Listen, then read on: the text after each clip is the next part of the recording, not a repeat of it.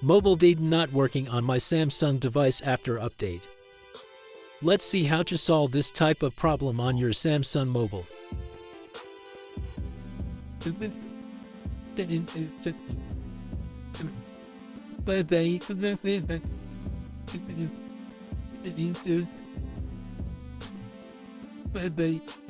You need to create access point settings.